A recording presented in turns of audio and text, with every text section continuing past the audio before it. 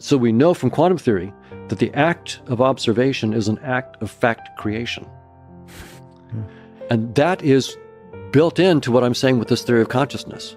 If consciousness is fundamental, space-time itself is an act of fact creation. It's an interface that we create, consciousness creates, plus all the objects in it. So local realism is not true. Quantum theory is established that. Also, non-contextual realism is not true. And that it fits in perfectly with this idea that consciousness is fundamental. These exist as data structures when we create them. As Chris Fuchs says, the act of observation is an act of fact creation. But I must say, on a personal level, I'm having to spend a couple hours a day just sitting in meditation on this and facing the rebellion in me that goes to the core. It feels like it goes to the core of my being, rebelling against these ideas. So here it's very, very interesting for me to look at this, because so here I'm a scientist and I'm a person. The science is really clear. Local realism is false. Non-contextual realism is false. Space-time is doomed. It's very, very clear. It couldn't be clearer. And my emotions rebel left and right when I sit there and say, okay, I am not something in space and time. Something inside of me says, you're crazy. Of course you are. And I'm completely attached to it. I'm completely attached to all this stuff. I'm attached to my body. I'm attached to the headset. I'm attached to my car. I'm attached to people. I'm attached to all of it. And yet I know as an absolute fact, I'm going to walk away from all of it. I'm going to die. In fact, I almost died last year. COVID almost killed me. I sent a goodbye text to my wife. So I thought I was You done. really did. I sent her a goodbye. I was in the emergency room, and it had attacked my heart, and it had been at 190 beats per minute for 36 hours. I couldn't last much longer. I knew they couldn't stop it. So that was it. So that was it. So I texted her goodbye from the emergency room. I love you, goodbye kind of thing. Yeah, right. Yeah, that was it. So were you afraid? Yeah, it scares the hell out of you, right? But there was, you're just feeling so bad anyway that all, that sort of, you're scared, but you're just feeling so bad that in some sense you just want it to stop anyway. Yeah. So I've been there and faced it just a year ago. How did that change you, by the way? Having this intellectual reality that's so challenging that you meditate on, it's just an interface, and one of the hardest things to come to terms with is that means that it's going to end. How did that change you, having come so close to the reality of it? It's not just an intellectual reality; it's a reality of death. It's forced. I've meditated for 20 years now, and I would say averaging 3 or 4 hours a day. But it's put a new urgency, but urgency is not the right word, because it's riveted my attention. I'll put it that way. It's really riveted my attention, and I spent a lot more time looking at what spiritual traditions say. I don't, by the way, again, not taking it with take it all with a grain of salt. But on the other hand, I think it's stupid for me to ignore it. So I try to listen to the best ideas and to sort out nonsense from, and it's just, we all have to do it for ourselves, right? It's not easy. So what makes sense, and I have the advantage of some science, so I can look at what science says and try to compare with spiritual tradition.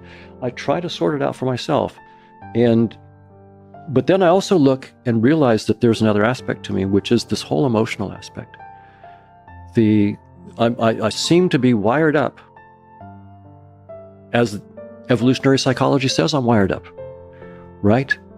All these defensive mechanisms, I'm inclined to lie if I need to. I'm inclined to be angry, to protect myself, to have an in-group and an out-group, to try to make my reputation as big as possible, to try to demean the out-group. There's all these things that evolutionary psychology is spot on. It's really brilliant about the human condition.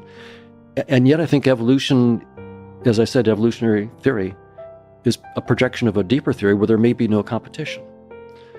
So I'm in this very interesting position where I feel like, okay, according to my own theory, I'm consciousness.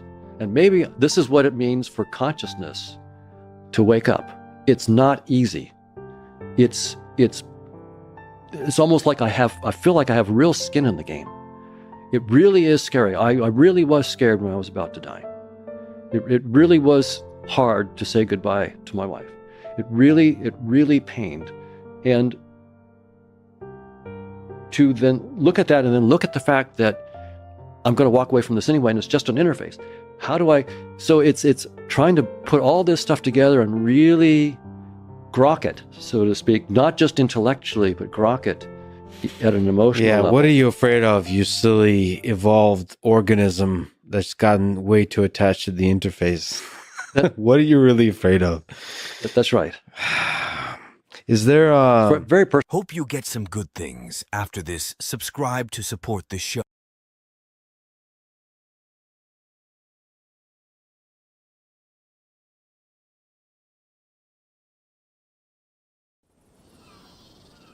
one of the possible titles Welcome back, you were thinking about guys. originally for the book is the hard problem of life, sort of reminiscent of the hard problem of consciousness. So you're saying that assembly theory is supposed to be answering the question about what is life.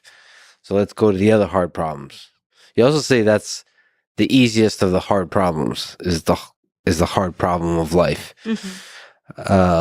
So what do you think is the nature of intelligence and consciousness? Do you think something like assembly theory can help us understand that? I think if assembly theory is an accurate depiction of the physics of life, it should shed a lot of light on those problems. And in fact, I sometimes wonder if the problems of consciousness and intelligence are at all different than the problem of life generally. And I'm of two minds of it, but I in general try to, like the process of my thinking is trying to regularize everything into one theory. So pretty much every interaction I have is like, oh, how do I fold that into? And so I'm just building this giant abstraction that's basically trying to take every piece of data I've ever gotten in my brain into a theory of what life is. And consciousness and intelligence are obviously some of the most interesting things that life has manifest. And so I think they're very telling about some of the deeper features about the nature of life. It does seem like they're all flavors of the same thing, but it's interesting to wonder, like, at which stage does something that we would recognize as life in a sort of canonical, silly human way, and something that we would recognize as intelligence, at which stage does that emerge? Like, at which assembly index does that emerge, and at which assembly index is a consciousness, something that we would canonically recognize as consciousness. Is this the use of flavors the same as you meant when you were talking about flavors of alien life? Yeah, sure. Yeah. I mean, it's the same as the flavors of ice cream and the flavors of fashion. Yeah, but we were talking about in terms of colors and very nondescript, but the way that you just talked about flavors now was more in the space of consciousness and intelligence. It was kind of much more specific. It'd be nice if there's a formal way of expressing quantifying flavors. Quantifying flavors.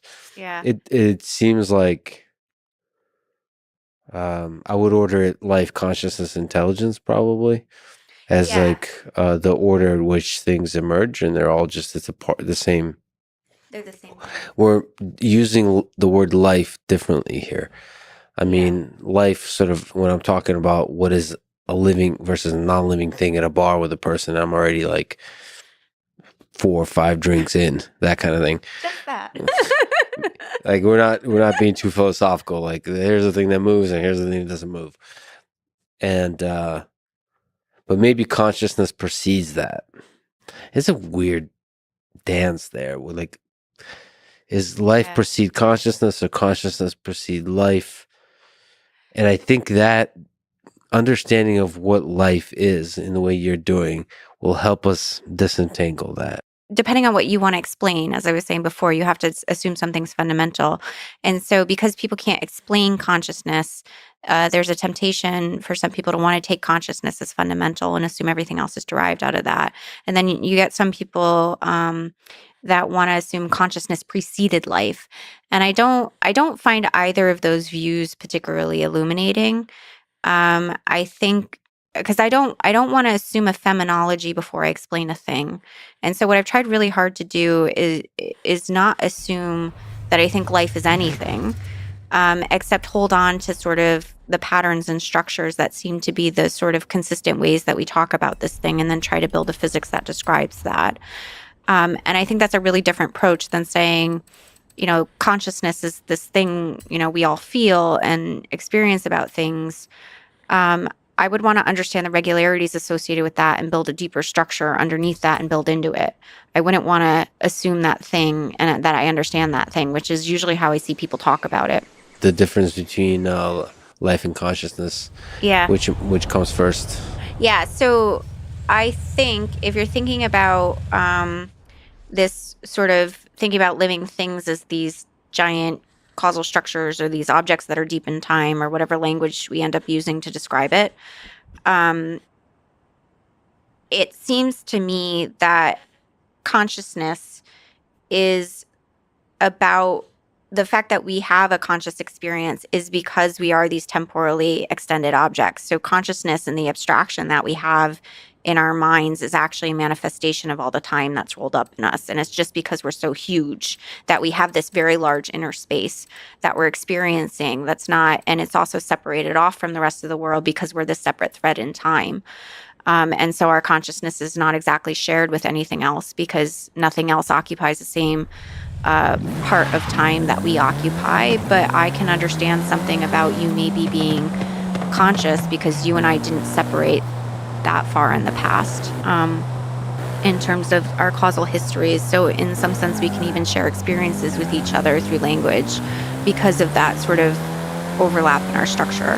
Well, then if consciousness is merely temporal separateness, then that comes before life.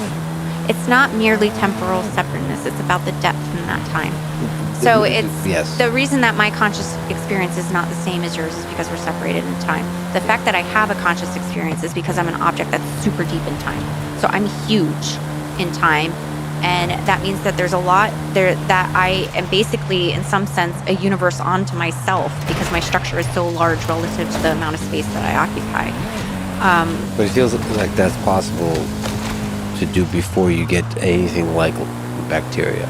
I think there's a horizon, and I don't know how to articulate this yet. It's a little bit like the horizon at the origin of life, where the space inside a particular structure becomes so large that it has some access to a space that's not, that doesn't feel as physical. It's almost like this idea of counterfactuals.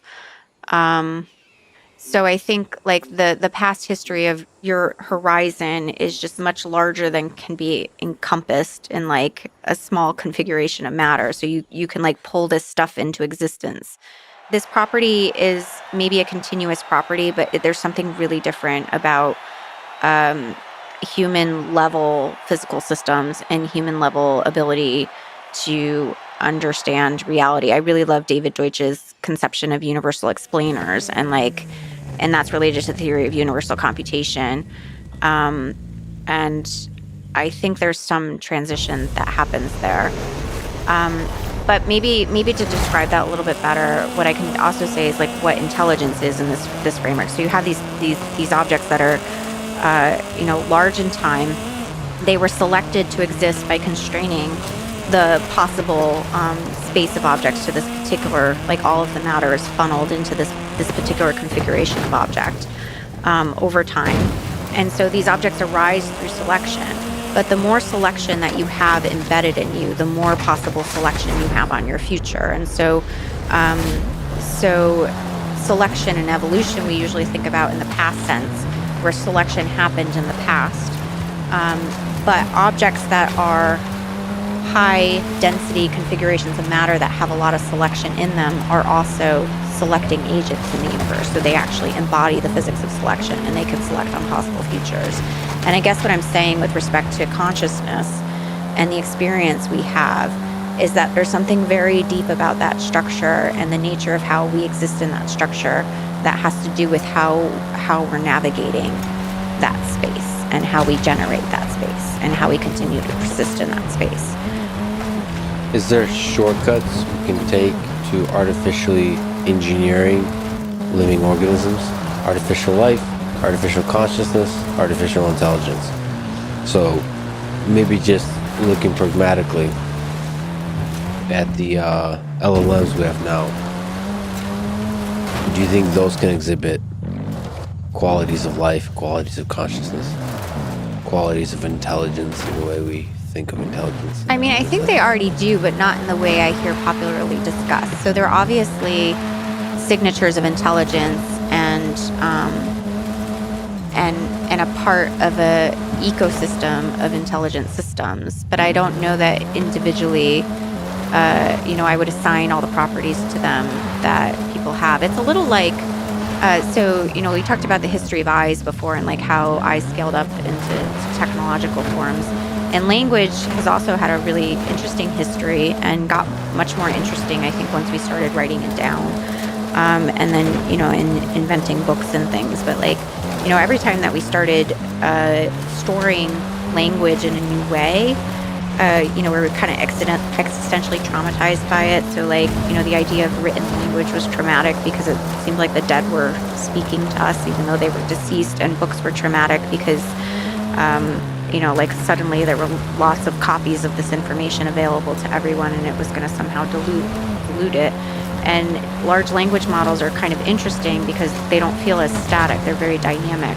But if you think about language in the way I was describing before, as language is this very large in time structure, and before it had been something that was distributed over human brains as a dynamic structure, and occasionally we store components of that very large dynamic structure in books or in written language.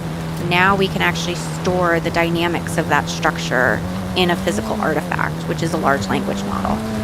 And so I think about it almost like the evolution of genomes in some sense, where there might have been really primitive genes in the first living things, and they didn't store a lot of information, or they were really messy. And then we, by the time you get to the eukaryotic cell, you have this really dynamic genetic architecture that's read-writable, right? And has all of these different properties. And I think large language models are kind of like the genetic system for language, in some sense, where it's allowing and a sort of archiving that's highly dynamic. And I think it's very paradoxical to us because obviously in human history, we haven't been used to conversing with anything that's not human. But now we can converse basically with a crystallization of human language in a computer. That's a highly dynamic crystal because it's a crystallization in time of this massive abstract structure that's evolved over human history and is now put into a small device.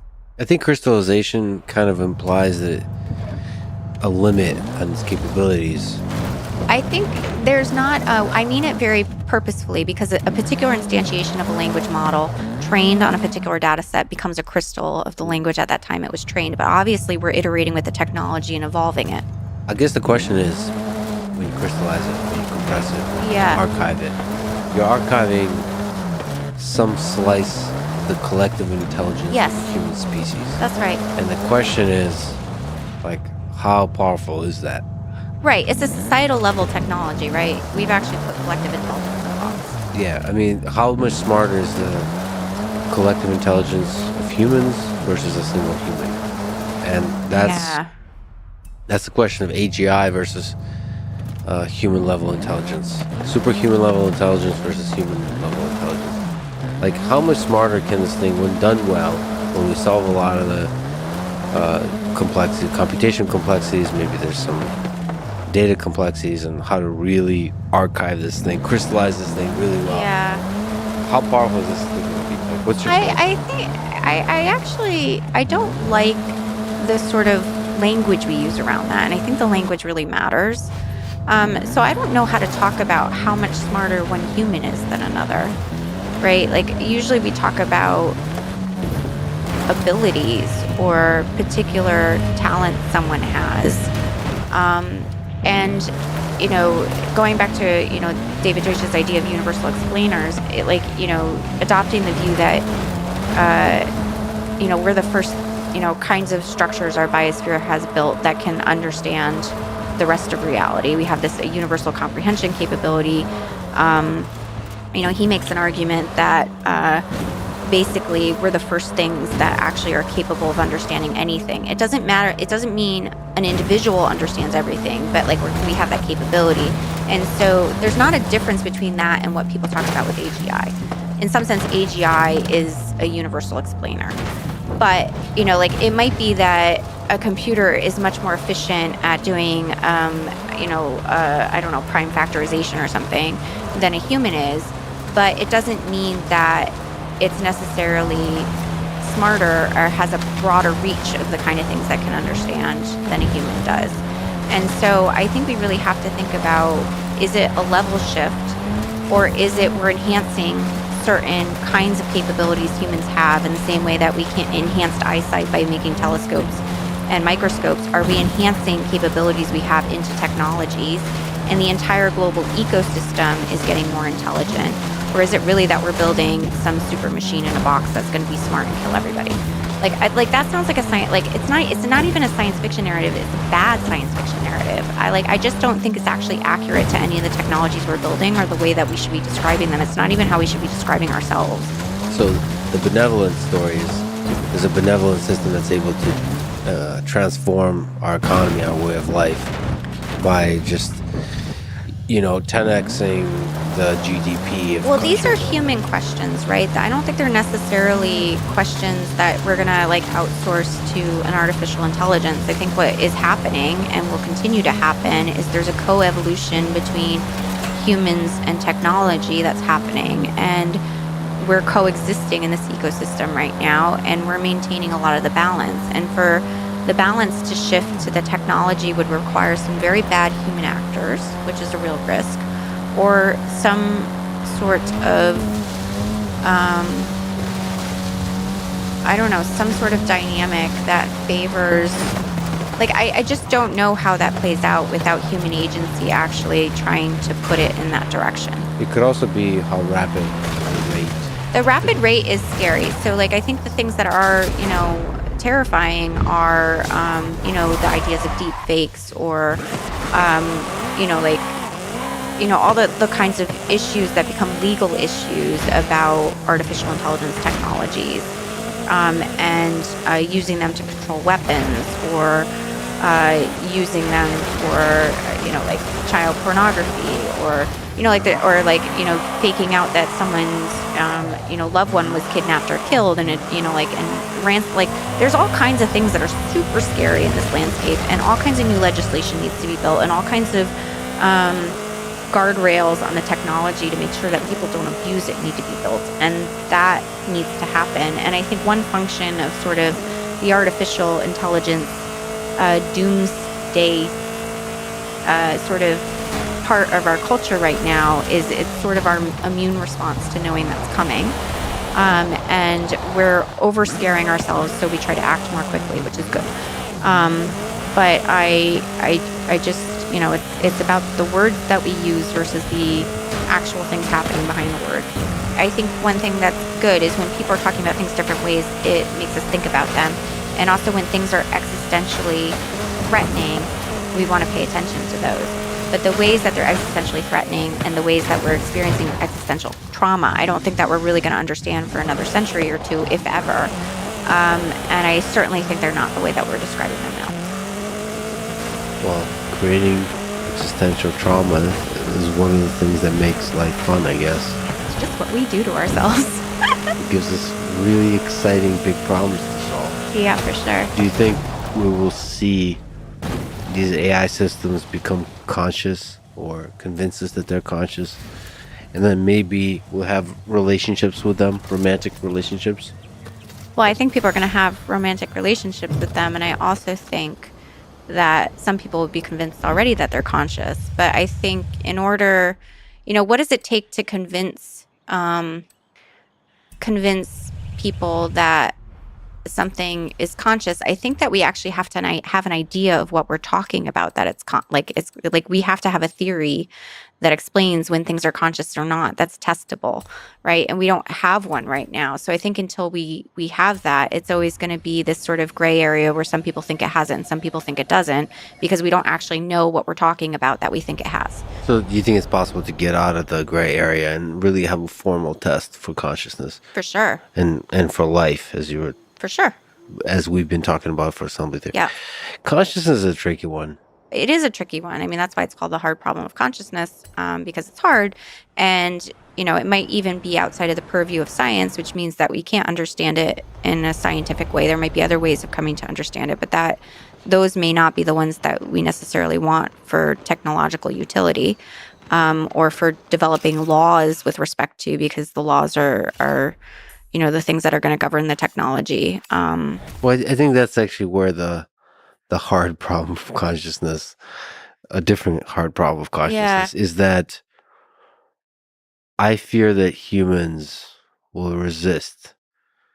That's the last thing they will resist, is calling something else conscious. Oh, that's interesting. I think it depends on the culture, though, because I mean, some cultures already think like everything's imbued with, a life essence or kind of conscious. I don't think those cultures have nuclear weapons. No, they don't. They're probably not building the most advanced technologies. The cultures that are primed for destroying the other, constructing a very effective propaganda machines of what the other is, the group to hate, are the cultures that I worry would. Yeah, I know. Would be very resistant to label something, And to sort of acknowledge the consciousness laden in a thing that was created by us humans. And so, what do you think the risks are there, that the conscious things will get angry with us and fight back? No, that we would torture and kill conscious beings. Oh, yeah. I think we do that quite a lot. Anyway, I mean, it goes back to your, and I don't know how to feel about this, but, like we talked already about the predator-prey thing, that like, in some sense, being alive requires eating other things that are alive. And even if you're a vegetarian or, try to have you're still eating living things. So maybe part of the story of Earth will involve a predator-prey dynamic between humans That's struggle and for human existence. creations. Yeah. And all of that is part of the But I technosphere. don't like thinking about them as like our technologies as a separate species, because this again goes back to this sort of levels of selection issue. And if you think about humans individually alive, you miss the fact that societies are also alive. And so I think about it much more in the sense of, an ecosystem is not the right word, but we don't have the right words for these things of like, and this is why I talk about the technosphere. It's a system that is both human and technological. It's not human or technological. And so this is the part that I think we're really good for, and this is driving in part a lot of the sort of attitude of like, I'll kill you first with my nuclear weapons.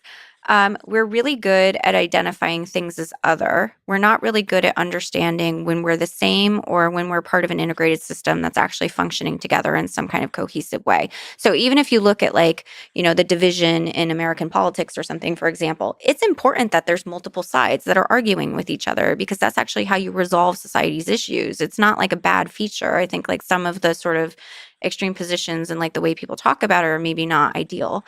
But that's how societies solve problems. What it looks like for an individual is really different than the societal level outcomes, and the fact that like there is, I don't want to call it cognition or computation. I don't know what you call it, but like there is a process playing out in the dynamics of societies that we are all individual actors in. And like, we're not part of that, like it requires all of us acting individually, but like this higher level structure is playing out some things, and like things are getting solved for it to be able to maintain itself.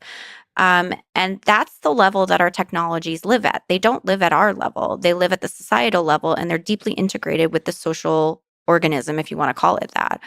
And so I really get upset when people talk about the species of artificial intelligence. I'm like, you mean we live in an ecosystem of all these kind of intelligent things and these animating technologies that were, in some sense helping to come alive. We are generating them, but it's not like the biosphere eliminated all of its past history when it invented a new species. All of these things get scaffolded, and we're also augmenting ourselves at the same time that we're building technologies. I don't think we can anticipate what that system's going to look like. So in some fundamental way, you always want to be thinking about the planet as one organism. The planet is one living thing. What happens when it becomes multiplanetary? Is it still just still the same causal chain? Same causal chain. It's like when the first cell split into two. That's what I was talking about.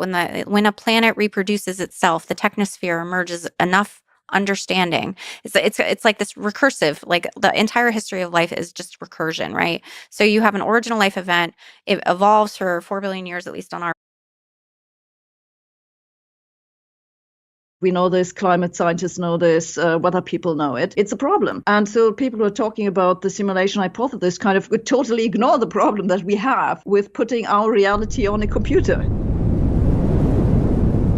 You've got a quote at the start of your new book that says, "It is far better to grasp the universe as it really is than to persist in delusion, however satisfying and reassuring." It's from Carl Sagan. What's that mean to you? When I came across this, I just thought this captures exactly what I'm trying to express with the book.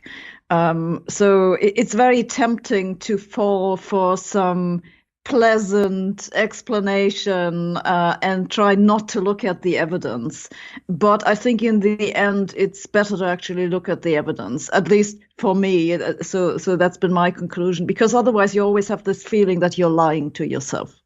Do you feel like your Twitter account is mostly you dashing the dreams of people who have non-evidence-based ideas about what might be happening in the world or in the world of physics?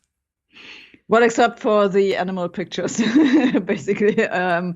But yeah, well, partly the reason that I was writing this book is that I felt what I do on social media is a little bit too destructive, a little bit depressing almost. If there's some headline that claims, well, soon we'll be able to send information faster than the speed of light with the quantum internet, or physicists have created negative mass, or that kind of stuff, then I'm the one who has to say, well, actually, no, you can't do this and it doesn't work. And no, we have not made contact with parallel universes, that kind of stuff.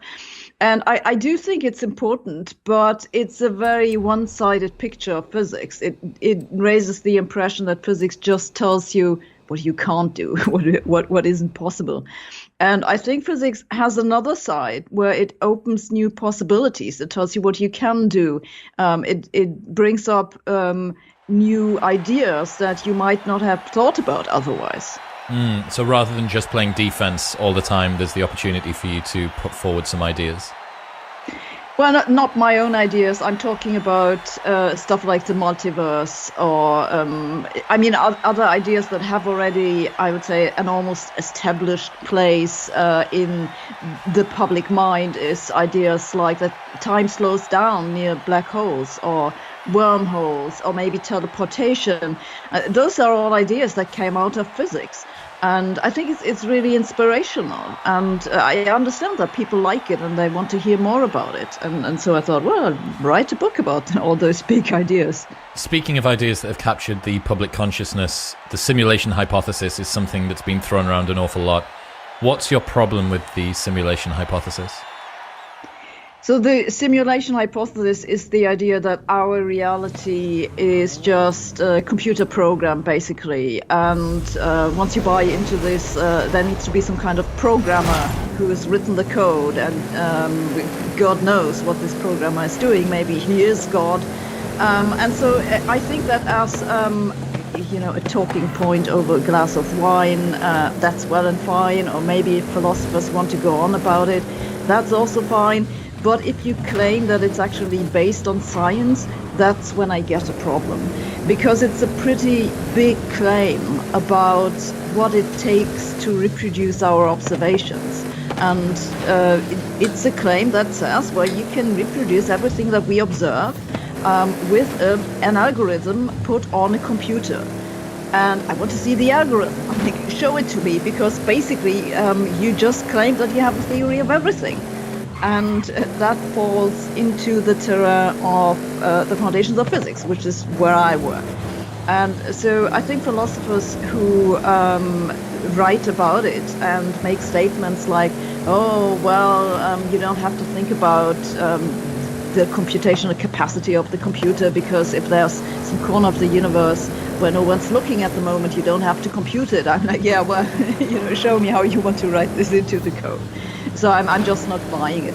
I think that those people are, they're trying to get away too cheaply. Because it's a problem that's put forward as a philosophy problem, right? It's like an idea playing with interesting ways that the universe perhaps could exist. But I think your argument is that you need to drag that across into physics. It's not really a question of philosophy so much as it is a question of physics. Well, it was put forward by a philosopher, and it has certainly been discussed by philosophers. Like, I think David, what's his name, Chalmers, has just written a book about it, which I haven't really read. I've looked at it, but I will not pretend that I actually read the whole thing.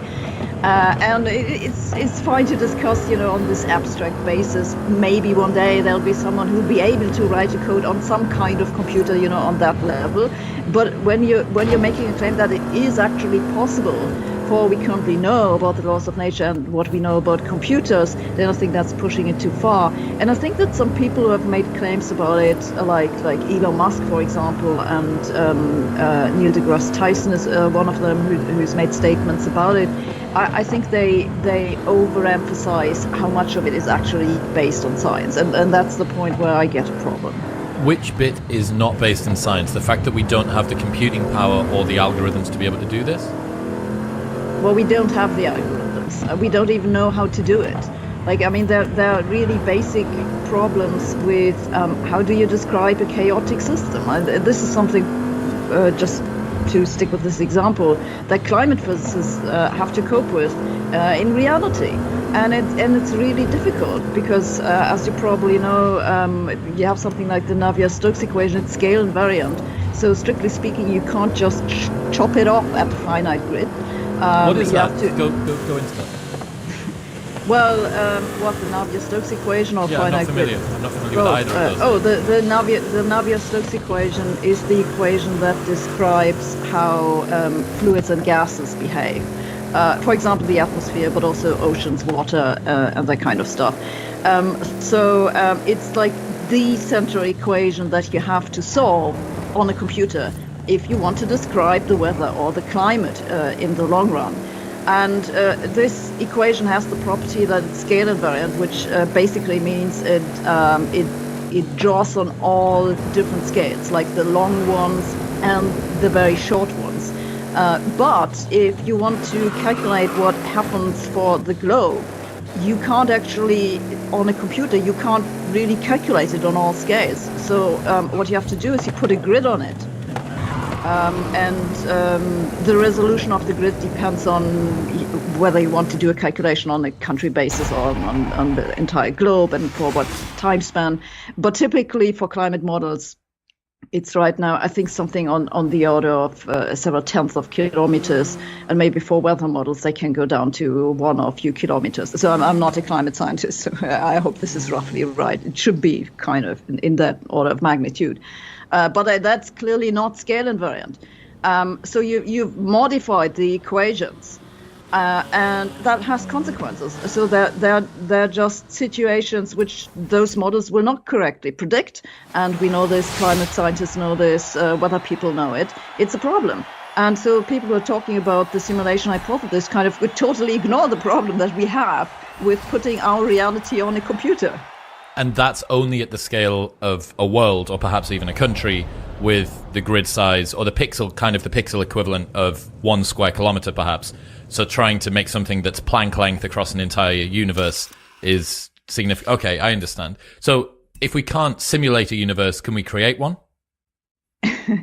Well, that's an interesting question. I made a video about this, and I was trying to argue that if everything we know about the early stage of our universe is correct, that's a pretty big if, but let's just assume it is correct, then the answer is yes, quite possibly. One day we'll be able to make a universe. And a lot of people thought I was joking because they know me as someone who usually says, no, you can't do this. This is all rubbish. Don't believe it. And this was another reason why I wanted to write the book, because I felt that I've maneuvered myself into a corner where I'm taking this very negative, destructive point of view. How is it that it could be possible for us to create a universe but not simulate one? Well, that's a very good point. Well, it depends on the question what you mean by a simulation. And what people normally talk about, they talk about a computer that has been programmed by someone. And that's something which you would not be able to do with this universe. You would just create the conditions under which it comes into existence. And then what, at least for we currently know about how those things work, it would create a small bubble, basically, and that would pinch off from our universe. So it goes away. You don't control it. You don't program it. It probably inherits most of the conditions from our universe. And you can never get into contact with it again. Would you ever actually be able to know if you'd created one in that case? Well, that's a good question. You have to think about some observables that would be related to it, and people have thought about some. Unfortunately, it would look pretty much like a tiny black hole, so it might be very difficult to tell apart. But I should probably add, like, this is not something we're going to do in the next 1,000 or maybe 10,000 years. It would require to put a macroscopic size of material, so estimate, say, something like 10 kilograms into a particular quantum state where that kind of stuff it could happen. So it's theoretically possible. There's nothing in principle that stands in the way of one day doing it, but it's certainly not something that's going to happen in our lifetime. Okay, no new universes just yet. So what about free will? That's something else that's been popularized, people like Dan Dennett and Sam Harris over the last few years. I actually had a friend who I spiraled into a 3-week depression by sending him a video of Sam Harris explaining free will on Joe Rogan. And after that, he came out on the other side, actually been quite thankful for it. But for those 3 weeks, I'm sorry, Luke. What about physics' relationship to free will? What have you come to believe about that? Yeah, I've been there, but it took me much longer than 3 weeks. So it's one of the reasons why my book has kind of a warning in the beginning, where like some of the things that we're going to talk about are not easy. And I think that it's one of those points. But I also think that, everyone who knows something about physics will stumble over this problem sooner or later. So let's just talk about it, and then you can get through it and come out on the other side. And I hope that my book facilitates that. And so, yeah, I'm with Sam. I like his book. I mean, to begin with, it's a very short book, so I can really recommend it. You get through it very quickly. I like the book, except for the one paragraph that he has about physics. Well, like him, I think that this wasn't quite right. It was something about the Planck scale, which the book would have been better without that paragraph. But yeah, I mean, so there's this basic problem that, for all we know about the fundamental laws of nature, they are a combination of determinism, where the future is predicted by what happened in the past, and then every once in a while there's some random event that comes from quantum mechanics, but you can't influence it because nothing influences it. It's entirely random. And now, whether you think that this rules out free will or doesn't depends on what you mean by free will. So this is why there is so much debate about it. So the way that I've tried to approach the problem in my book is by just first explaining what we know about the laws of nature, which is what I just said, this combination of determinism with the occasional random quantum jump. And then you can ask, well, does this mean that free will does not exist? What do you make out of this? Now, personally, my conclusion from this is just, well, free will doesn't exist. Let's get over with it and, think about ourselves in a different way. But of course, you can try to come up with different definitions for free will, and this is something that David Alberts has done, for example, and other people have put forward slightly different definitions. And this is all fine with me, so long as we know that we're talking about different things.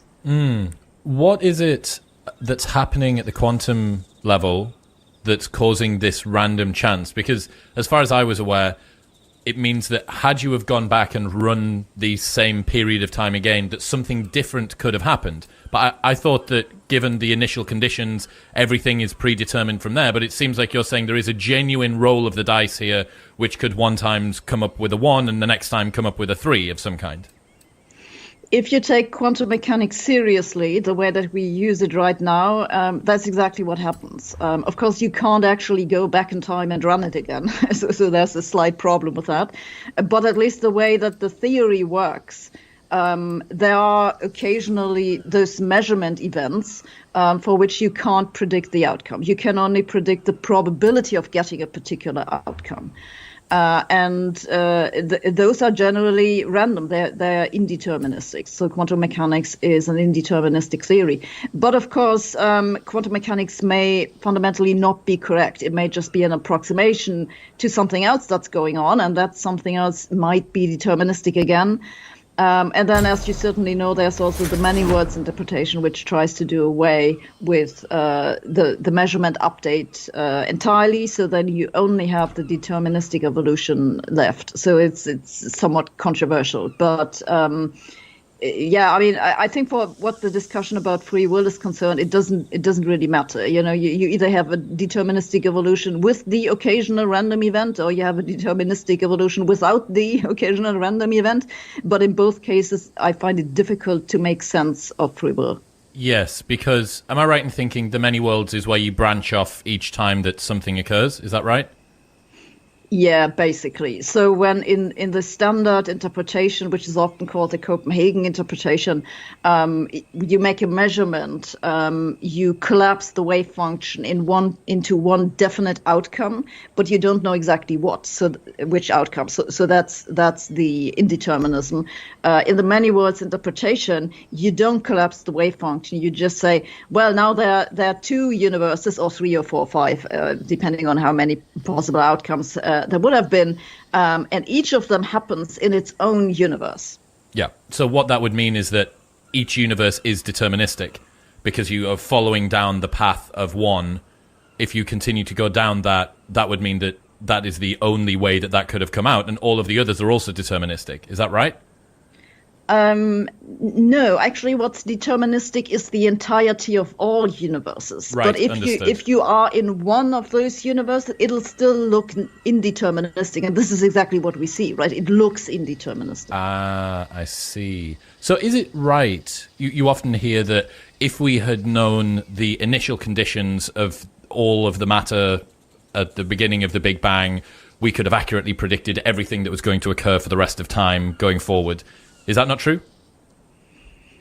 Well, in the many worlds interpretation, it would be true for the collection of all those parallel worlds. In our universe, if you collapse the wave function, it's not true because you get this random quantum element, and it's not necessarily the case that those quantum events remain small. They can certainly grow into macroscopic differences, and this is what Schrödinger tried to illustrate with his famous cat thought experiment. So he was trying to say, look, it could be that you have a cat that's either dead or alive, depending on whether or not an atom decays. And so what it basically does is that it amplifies this indeterministic outcome from a tiny macroscopic quantum thing, which is this atomic nucleus, to a big thing, which is a cat. But it could be you, or it could be the entire planet. You know, if you blow up a bomb or something like that. Going back to the beginning of the universe, then, what are people getting wrong with the way that they currently look at the Big Bang, the origins of the universe? What are the claims that you've been beating over the head on Twitter or elsewhere?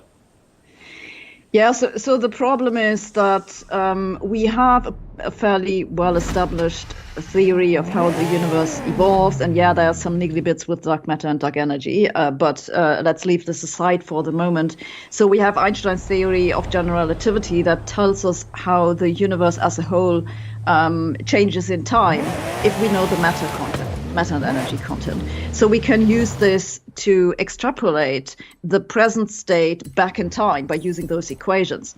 And so what happens is that at some point those equations just break down, and we end up with a state at which the energy density and also the curvature of the universe was infinitely large. So this is what's called the Big Bang.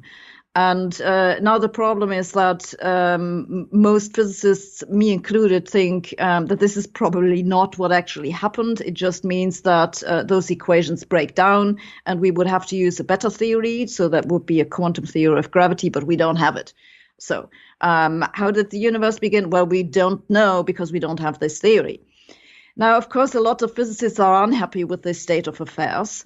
And what they try to do is that they kind of modify the equations at an early time, and then they attach a different story to the beginning of the universe. So instead of a Big Bang, you might instead have a big bounce. Like this is something which is popular in certain cycles. So you have a previous universe which collapses, and then it starts to expand again. So there's this bounce in the middle, and those bounces could repeat, and then you get a cyclic universe. But it doesn't have to be the case. In some scenarios, it's just a single bounce. But it could be other things, other people have claimed that we came out of a black hole, and it could have been a higher dimensional black hole. So it could have 5 dimensions, or it could have been some kind of collision between higher dimensional membranes or something with gas of strings, or some people say maybe it. Leveling in Odyssey can take time, but there are many smart ways to speed up the process. I will share some tips on how I made it to the max level relatively fast, or how you can continue your main story as fast as possible, or simply get the most out of your time in terms of leveling. If you enjoyed that, then a like would be super appreciated, and let's go. There are multiple activities that give you a ton of XP compared to others. One of the main things are the conquest battles, rewarding you with the same XP that you find in really long main story missions. Only these battles take a few minutes if you got like a heavy blade or heavy blunt weapon and use the overpowered attack, or as I showed you in a previous video, go full hunter and use the multi-shot ability to kill a ton of opponents at once. Also, the more enemies you kill, the more XP you get during these battles, so pick your playstyle strategically to get the most out of these 150 versus 150 fights and complete them as fast as possible. So I would recommend that you check the map often to see what the status in the different regions is. If you see that one area is vulnerable, then I suggest that you always go there and teleport to a nearby spot to participate in one of those wars. If you don't do this, the chances are high that after you finish like a quest or do something else in the world, that the system plays itself and that you miss out on some good XP and gear. Because then you see that this area that was first weakened is now suddenly taken by the opposing faction. You, by the way, get 2 epic gear pieces if you help the faction attack, and 1 for helping Sparta defend, for example, if Athens tries to take it back. Most of the times regions are fortified, but I would even go as far as to say that if the region is weakened, so that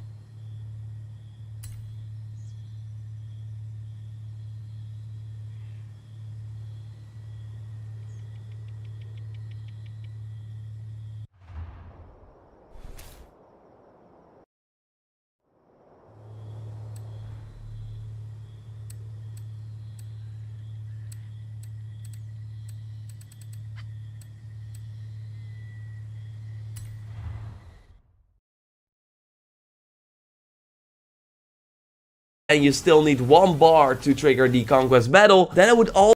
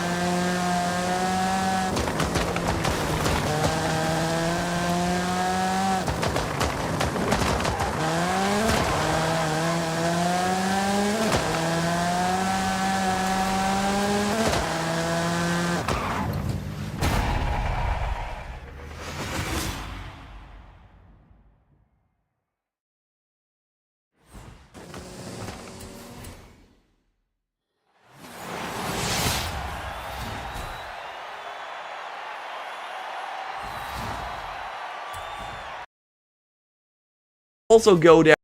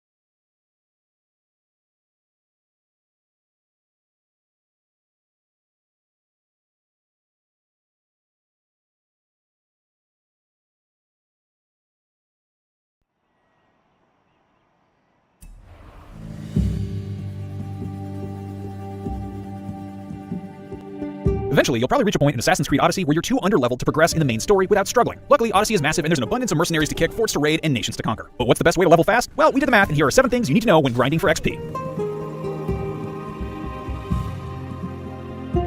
The first thing you need to know is that most XP rewards scale depending on your level. So in this video, you'll see XP gains appropriate for a character around level 20, but yours will vary depending on if you're higher or lower. Next, you want to know that killing enemies is an easy and thoughtless way to get some XP, depending on the enemy's level and rank, and killing enemies with special flourishes, like headshots and overpowered attacks, or by stringing stealth kills together, will add a sprinkling of bonus XP on top. Even with these bonuses though, straight up murdering your way through Greece isn't really the best way to do things, since XP gains from individual kills aren't great. Side quests might seem like a no-brainer, but they can be pretty hit or miss for return on investment. You can estimate how much you'll get for each quest by checking the color of the XP on the reward screen. Coded just how gear is, from gray, low, to gold, which is really high, and sometimes you'll get lucky with a short task for a moderate amount. Conquering forts and other locations in an area can earn you a decent amount of XP, but for how much time the larger locations take to complete, they just aren't worth focusing on. However, completing these location objectives will eventually unlock that area's conquest battle, which is always worth your time and one of the 3 best ways to earn XP. Choose to fight for the attacking side for a bit more XP and make sure to respec into your warrior abilities before taking to the battlefield. Expect a legendary, measurable chunk of XP and epic loot for winning the usually short battle. The next best way to earn a bunch of XP is by completing contracts. Though more time consuming than normal side quests, they can be picked up at message boards and will earn you a ton of XP. These are best completed passively over time, as you'll just naturally come across 5 pirate ships to sink or 3 conquest battles to fight in, for example. Just make sure to keep picking them up to keep the XP flowing as you play. Finally, the absolute best way to earn XP fast is by fighting at the arena. This starts as the side quest They Just Want Cruelty, which is unlocked when you kill your first mercenary. The arena is all the way back in the most southeastern corner of the map in Pevka, which is a level 26 to level 30 area. It can be a bit dangerous to get to at lower levels, but we recommend heading there as soon as you think you can handle it. Once unlocked, mercenaries will start showing up there. Defeating them one-on-one at the arena will earn you the XP you usually get from the kill, plus a massive bonus. Check your mercenaries tab often to check if anyone is there. If there's one who's at or near your level, be sure to meet them there before they leave. Along with mercenaries, there are also 5 arena champions, the first of which is level 22. Defeating him grants you 16k, as much as you'll earn by completing the most legendary contracts around that level. The best part, you can fight this guy repeatedly for 8,000 XP each time, an amount that's great between level 18 and 20. For a wave-based fight that lasts 5 to 10 minutes, that's a pretty great way to grind. Just move up to the next level of champion when you can to keep the XP earnings up to par. Those are our favorite ways to grind for XP, but what are yours? Let us know in the comments, and for more on Assassin's Creed Odyssey, check out the first abilities you should invest in, or these tips for taking on mercenaries, and for everything else Assassin's Creed, keep it right here on IGN.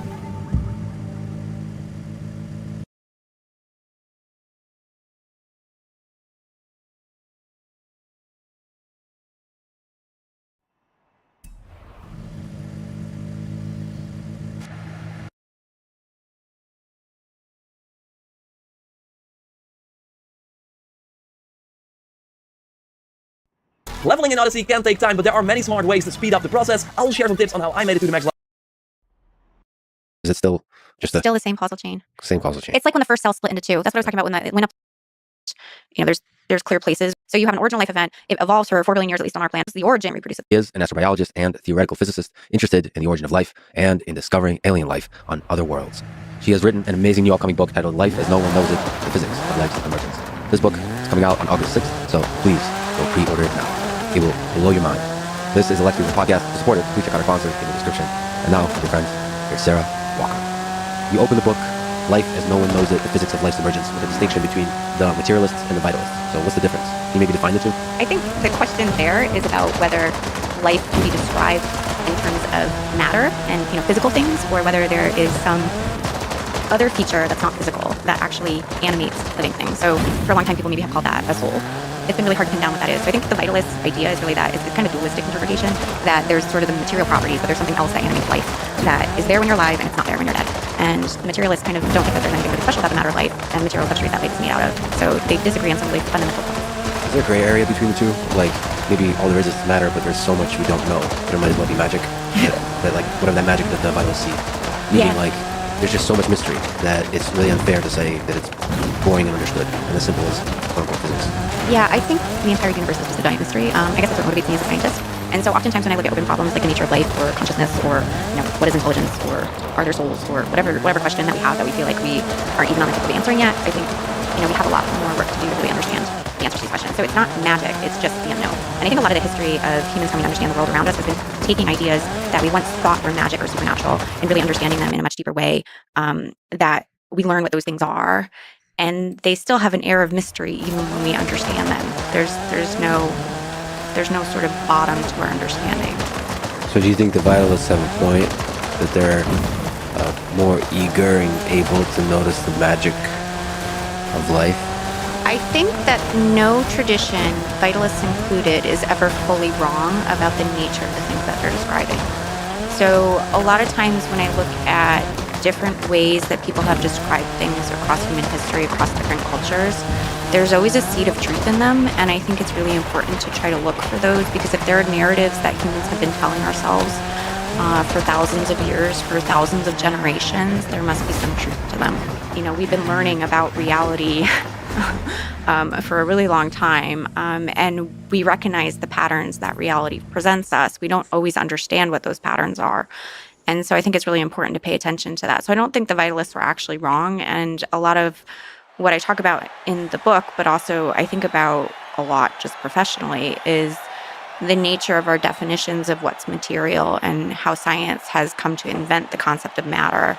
And that some of those things actually really are inventions that happened in a particular time, in a particular technology, that could learn about certain patterns and help us understand them, and that there are some patterns we still don't understand.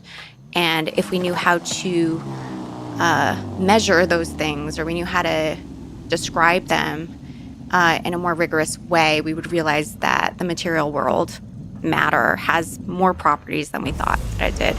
And one of those might be associated with the thing that we call life. Life could be a material property and still have a lot of the features that the vitalists thought were mysterious. So we may still expand our understanding what is incorporated in the category of matter that will eventually incorporate such magical things that the vitalists have noticed, like life. Yeah, so I think about, I always like to use examples from physics, so I'll probably do that to like it's just my go-to place. But in the history of gravitational physics, for example, in the history of motion, like when Aristotle came up with his theories of motion, he did it by the material properties he thought things had. So there was a concept of things falling to Earth because they were solid-like, and things raising to the heavens because they were air-like, and things moving around the planet because they were celestial-like. But then we came to realize that thousands of years later, and after the invention of many technologies that allowed us to actually measure time in a mechanistic way and track planetary motion, and we could, roll balls down inclined planes and track that progress, we realized that if we just talked about mass and acceleration, we could unify all motion in the universe in a really simple description.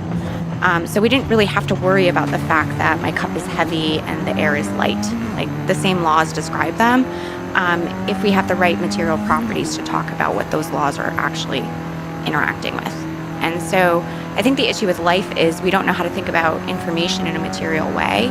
And so we haven't been able to build a unified description of what life is, or the kind of things that evolution builds, because we haven't really invented the right material concept yet. So when we're talking about motion, the laws of physics appear to be the same everywhere out in the universe. You think the same is true for other kinds of matter that we might eventually include life in? I think life obeys universal principles. I think there is some deep underlying explanatory framework that will tell us about the nature of life in the universe and will allow us to identify life that we can't yet recognize because it's too different. You're right about the paradox of defining life.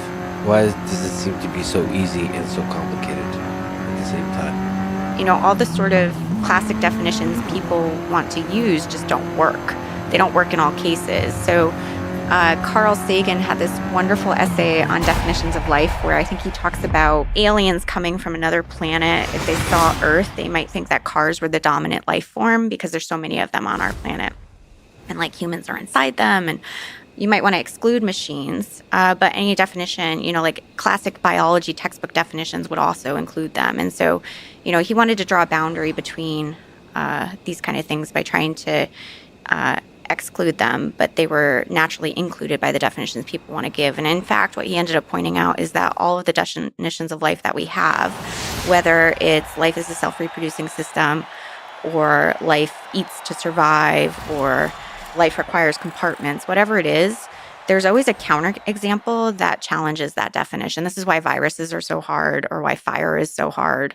And so we've had a really hard time trying to pin down from a definitional perspective exactly what life is. Yeah, you actually bring up the zombie ant fungus. I enjoyed looking at this thing as an example of one of the challenges. You mentioned viruses, but this is a parasite. Look at that. Did you see this in the jungle? Infects ants. Actually, one of the interesting things about the jungle, everything is ephemeral. Like everything eats everything really quickly. So if an organism dies, that organism disappears. Yeah. It's a machine that doesn't have,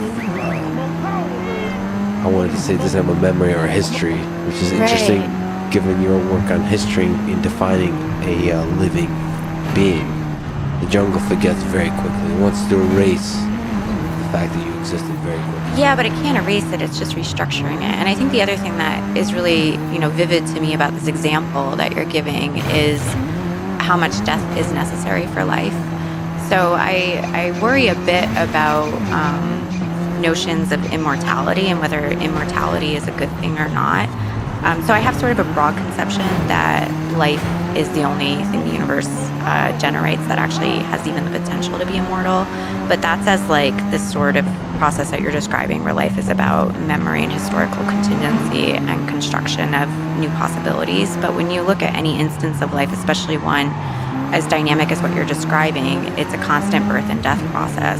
But that birth and death process is like the way that the universe can explore what possibilities can exist, and not everything, not every possible human or every possible ant or every possible zombie ant or every possible tree will ever live. So it's it's an incredibly dynamic and creative place because of all that death. So this is a parasite that needs the ant. So is this a living thing or is this not a living thing? So this is it just pierces the ant. I mean, it right. And I've seen a lot of this, by the way. Organisms working together in the jungle, like ants protecting a delicious piece of fruit. So they need the fruit, but like if you touch that fruit, they're going to, like, the forces emerge. They're fighting you. They're defending that fruit to the death. It's just nature seems to find mutual benefits, right? Yeah, it does.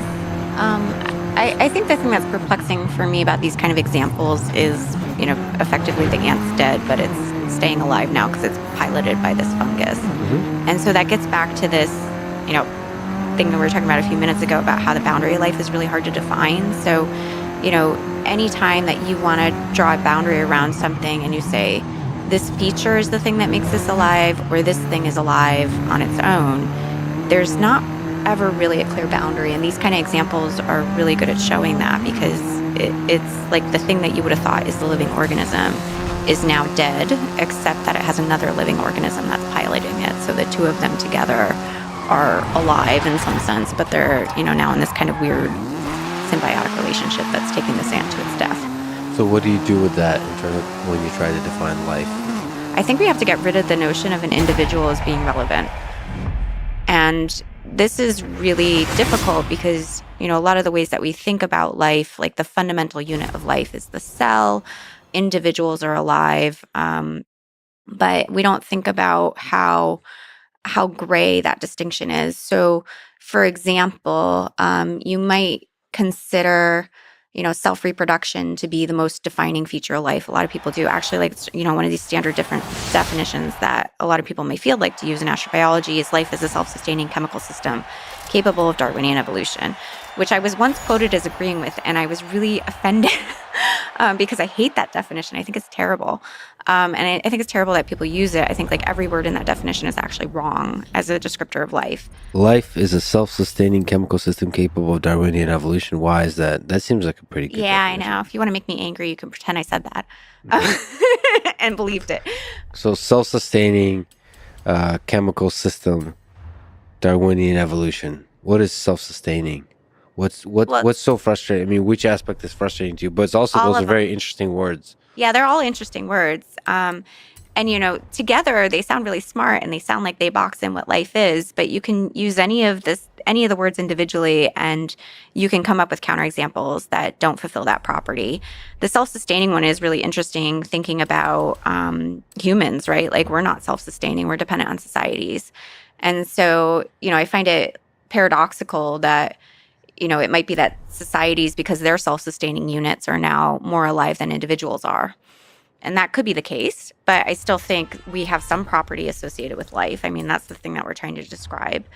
So that one's quite hard. And in general, no organism is really self-sustaining. They always require an environment. So being self-sustaining is coupled in some sense to the world around you. We don't live in a vacuum. So that part's already challenging.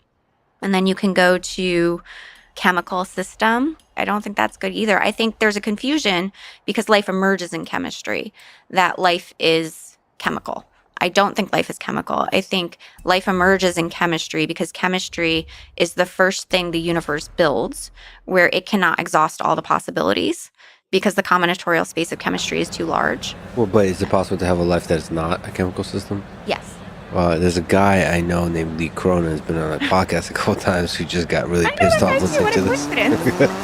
He probably just got really pissed off hearing that. For people who somehow don't know he's a chemist. Yeah, but he would agree with that statement. Would he? I don't think he would. I don't think he would. He would broaden the definition of chemistry until it would include everything. Oh, sure. Okay, so you're... Or maybe, I don't know. But wait, you said that universe, that's the first thing it creates is chemistry.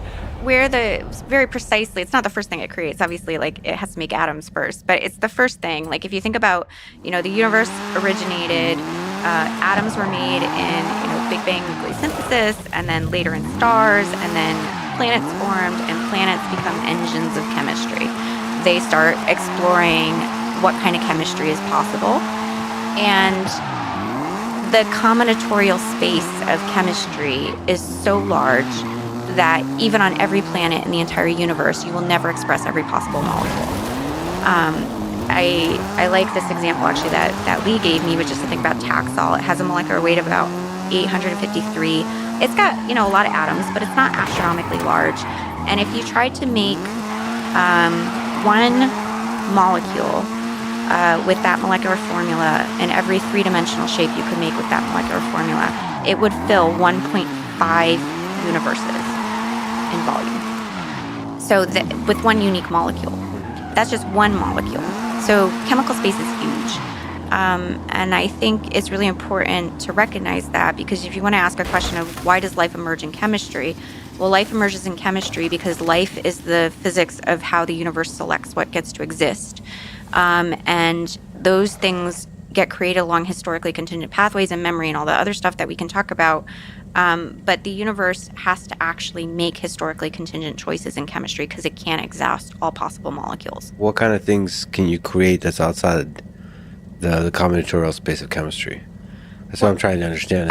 If it's not chemical. So I think some of the things that have evolved on our biosphere, I would call as much alive as chemistry, as a cell, but they seem much more abstract. So for example, I think language is alive. I think, or at least life. I think memes are. I think You're saying language is life. yes. Language is alive. Oh boy, I'm gonna have to explore that one. Okay, but Life maybe not alive, but I actually don't know where I stand exactly on that. I've been thinking about that a little bit more lately, but mathematics too. And it's interesting because people think that math has this platonic reality that exists outside of our universe, and I think it's a feature of our biosphere, and it's telling us something about the structure of ourselves. And I find that really interesting because when you would sort of internalize all of these things that we notice about the world and you start asking, well, what do these look like if I was, something outside of myself observing these systems that we're all embedded in, what would that structure look like? And I think we look really different than the way that we talk about what we look like to each other. what do you think a living organism in math is? Is it one axiomatic system, or is it individual theorems, or is it I think it's steps the fact that it's open-ended in some sense. It's another open-ended combinatorial space, and the recursive properties of it allow creativity to happen, which is what you see with, like the revolution in the last century with Gödel's theorem and Turing, and there's clear places where mathematics notices holes in the universe. So it seems like you're sneaking up on a different kind of definition of life: open-ended, large combinatorial space, Yeah, room for creativity. definitely not chemical. I mean, chemistry is one substrate. Restricted to chemical. Yeah.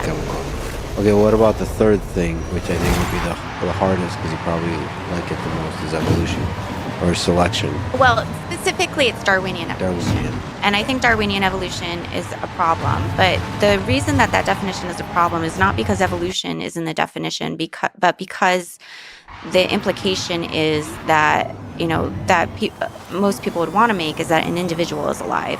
And the evolutionary process, at least the Darwinian evolutionary process, most evolutionary processes, they don't happen at the level of individuals. They happen at the level of populations. So again, you would be saying something like what we saw with the self-sustaining definition, which is that populations are alive, but individuals aren't, because populations evolve and individuals don't. And obviously, like, maybe you're alive because, your gut microbiome is evolving, but Lex as an entity right now is not evolving by canonical theories of evolution. In assembly theory, which is attempting to explain life, evolution is a much broader thing. So an individual organism can evolve under assembly theory? yes, you're constructing yourself all the time. Assembly theory is about construction and how the universe selects for things to exist. What if you reformulate everything like a population is a living organism? So That's fine too. But this again gets back to so I think what all of the we can nitpick at definitions. I don't think it's like incredibly helpful to do it. But the reason for me, it's fun. Yeah, it is fun. It is really fun. And actually, I do think it's useful in the sense that when you see the ways that they all break down, you either have to keep forcing in your sort of conception of life you want to have, or you have to say all these definitions are breaking down for a reason. Maybe I should adopt a more expansive definition that encompasses all the things that I think and are life. And so for me, I think life is the process of how information structures matter over time and space. And an example of life is what emerges on a planet and yields an open-ended cascade of generation of structure and increasing complexity. And this is the thing that life is. And any individual is just a particular instance of these lineages that are, structured across time. And so we focus so much on these individuals that are these short temporal moments in this larger causal structure that actually is the life on our planet. And I think that's why these definitions break down, because they're not general enough, they're not universal enough, they're not deep enough, they're not abstract enough to actually capture that regularity. Because we're focused on that little ephemeral thing that we call it's like human life. Aristotle focusing on, heavy things falling because they're Earth-like, and, things floating because they're air-like. It's the wrong thing to focus on. So what exactly are we missing by focusing on such a short span of time? I think we're missing most of what we are. So one of the issues I've been thinking about this like really viscerally lately. It's weird when you do theoretical physics because I think it like literally changes the structure of your brain and you see the world differently, especially when you're trying to build new abstractions. Do you think it's possible if you're a theoretical physicist that like it's easy to fall off the cliff and go descend into madness? I mean, I think you're always on the edge of it, but I think what is amazing about being a scientist and trying to do things rigorously is it keeps your sanity. So I think if I wasn't a theoretical physicist, I would be probably not sane. But what it forces you to do is hold the fire. Like you have to hold yourself to the fire of like these abstractions in my mind have to really correspond to reality, and I have to really test that all the time. And so I love building new abstractions, and I love going to those like incredibly creative, spaces that people don't see as part of the way that we understand the world now. But ultimately, I have to make sure that whatever I'm pulling from that space is something that's really usable and really like relates to the world outside of me. That's what science is. So we were talking about what we're missing when we look at a small stretch of time and a small stretch of space. Yeah. So the issue is we evolve perception to see reality a certain way, right? So for us, space is really important and time feels fleeting. And I had a really wonderful mentor, Paul Davies, most of my career. And Paul's amazing because he gives these like little seed thought experiments all the time. Like, something he used to ask me all the time was when I was a postdoc, this is kind of a random tangent, but was like, how much of the universe could be converted into technology? If you were thinking about like, long-term futures and stuff like that. And it's like a weird thought experiment, but like there's a lot of deep things there. But I do think a lot about the fact that we're really limited in our interactions with reality by the particular architectures that we evolved. And so we're not seeing everything. And in fact, our technology tells us this all the time because it allows us to see the world in new ways by basically allowing us to perceive the world in ways that we couldn't otherwise. And so what I'm getting at with this is I think that living objects are actually huge. Like they're some of the biggest structures in the universe, but they are not big in space, they are big in time. And we actually can't resolve that feature. We don't interact with it on a regular basis. So we see them as these fleeting things that have this really short temporal clock time without seeing how large they are.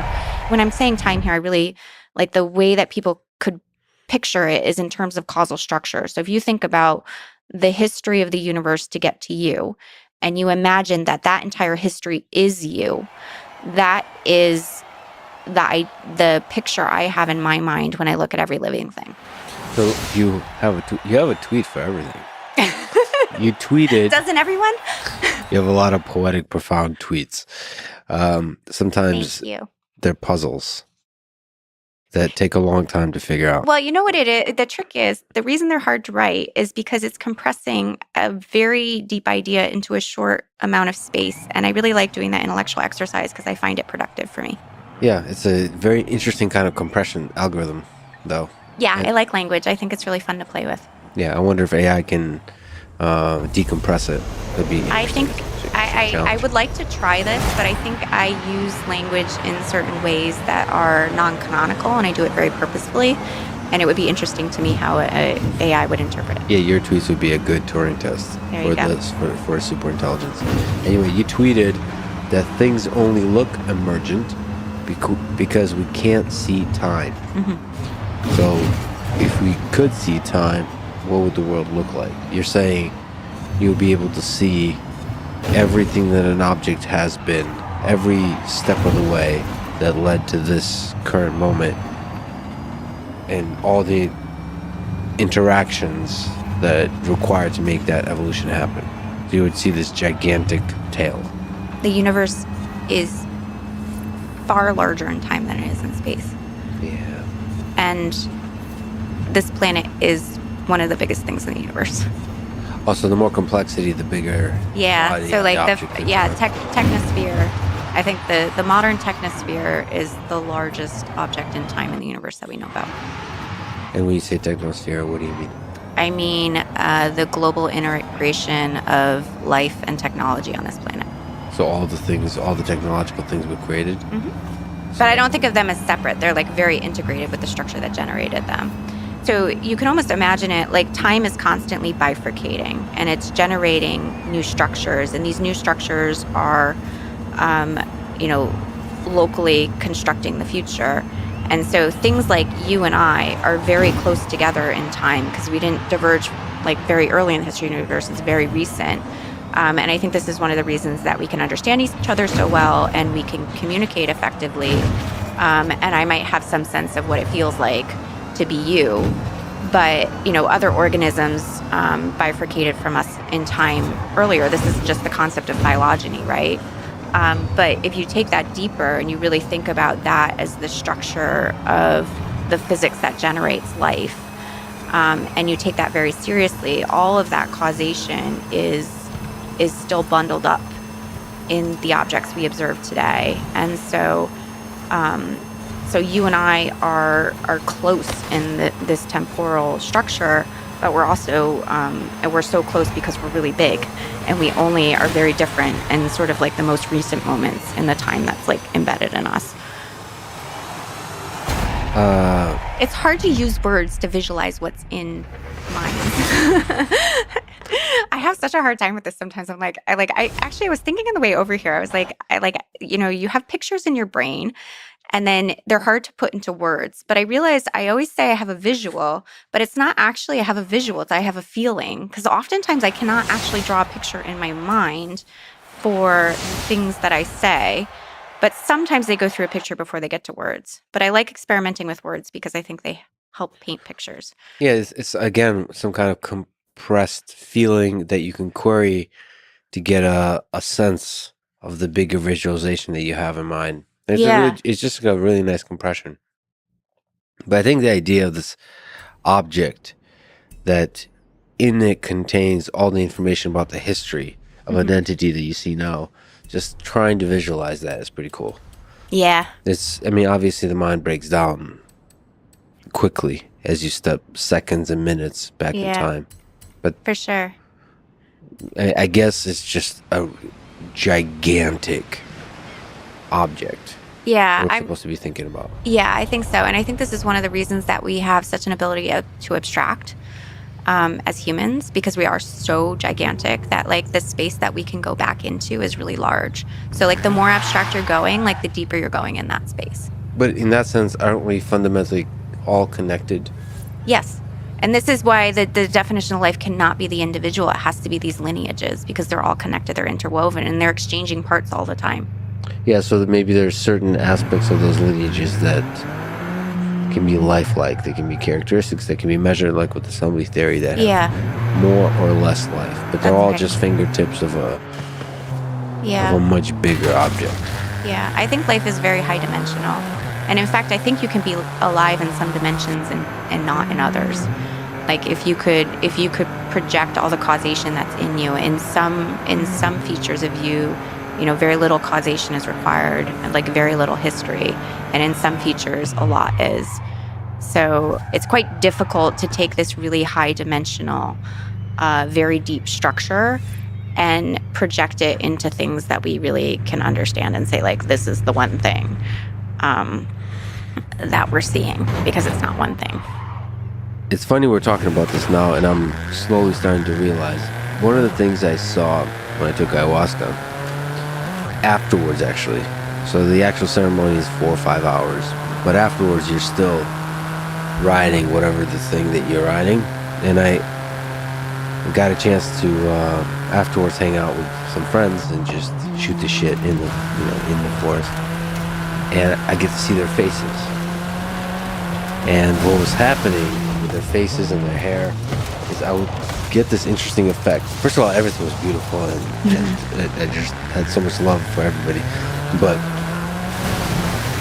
I could see their past selves like behind them. It was this effect where I guess it's a blurring effect of where, like, if I move like this, the faces that were just there are still there, and it would just float like this, these behind them, which will create this incredible effect. But it's also another way to think about that is I'm visualizing a little bit of that object, of the thing they wore just a few seconds ago.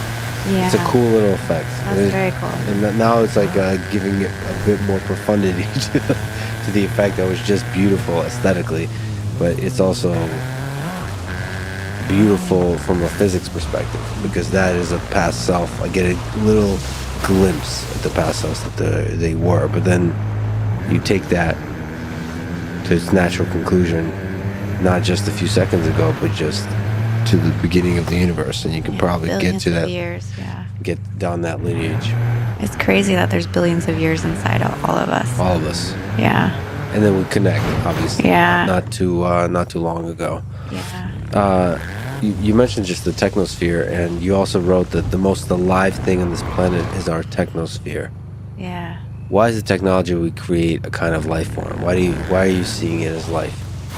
Because it's creative, but with us, obviously, like not independently of us, and also because of this sort of lineage view of life. And I think about life often as a planetary scale phenomena, because that's sort of the natural boundary for all of this causation that's bundled in every object in our biosphere. And so for me, it's just sort of the current boundary of how far life on our planet has pushed into the things that our universe can generate. And so it's the furthest thing, it's the biggest thing. And I think a lot about the nature of life across different scales. And so, we have cells inside of us that are alive, and we feel like we're alive, but we don't often think about the societies that we're embedded in as alive, or a global scale organization of us and our technology on the planet as alive. But I think if you have this deeper view into the nature of life, which I think is necessary also to solve the origin of life, then you have to include those things. All of them. So you have to simultaneously think about Every life scale. at every single scale. Yeah. The planetary and the bacteria level. Yeah. This is the hard thing about solving the problem of life, I think, is how many things you have to integrate into building a sort of a unified picture of this thing that we want to call life. And a lot of our theories of physics are built on building deep regularities that explain a really broad class of phenomena. And I think we haven't really traditionally thought about life that way. But I think to get at some of these hardest questions, like looking for life on other planets or the origin of life, you really have to think about it that way. Mm-hmm. And so most of like my professional work is just trying to understand like every single thing on this planet that might be an example of life, which is pretty much everything, and then trying to figure out like what's the deeper structure underlying that. Yeah, Schrödinger wrote that living matter, while not eluding the laws of physics as established up to date, is likely to involve other laws of physics hitherto unknown. So to him, I love that quote. There was a sense that at the bottom of this are new laws of physics that could explain this thing that we call life. Yeah, Schrödinger really tried to do what physicists try to do, which is explain things. And his attempt was to try to explain life in terms of non-equilibrium physics, because he thought that was the best description that we could generate at the time. And so he did come up with something really insightful, which was to predict the structure of DNA as an aperiodic crystal. And that was for a very precise reason that, that was the only kind of physical structure that could encode enough information to actually specify a cell. We knew some things about genes, but not about DNA and its actual structure when he proposed that. But in the book, he tried to explain life as kind of going against entropy.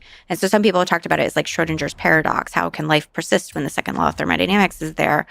But in open systems, that's not so problematic. And really the question is, why can life generate so much order? And we don't have a physics to describe that. And it's interesting, generations of physicists have thought about this problem. Oftentimes it's like when people are retiring, they're like, oh, now I can work on life. Or they're like more senior in their career and they worked on other more traditional problems.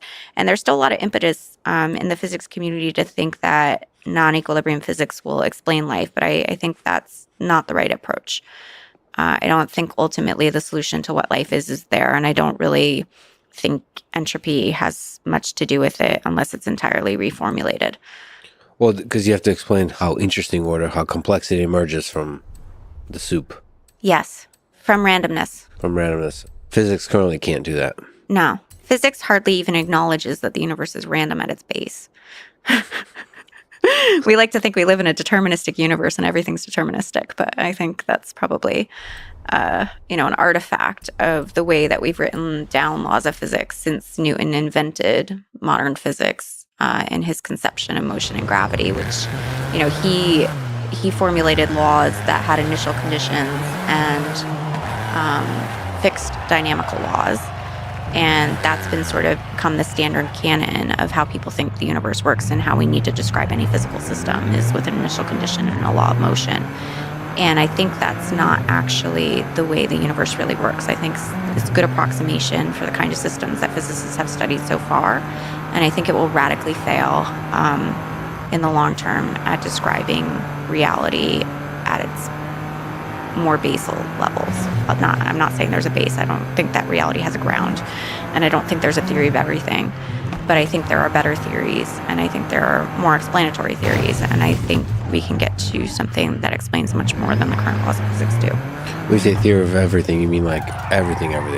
Yeah, like in physics right now, it's really popular to talk about theories of everything. So string theory is supposed to be a theory of everything because it unifies quantum mechanics and gravity, and people have their different pet theories of everything. And the challenge with a theory of everything, I really love this quote from David Krakauer, which is a theory of everything is a theory of everything except those things that theorize. Oh, you mean removing the observer from the thing? Yeah, but it's also weird because if a theory of everything explained everything, it should also explain the theory. So the theory has to be recursive.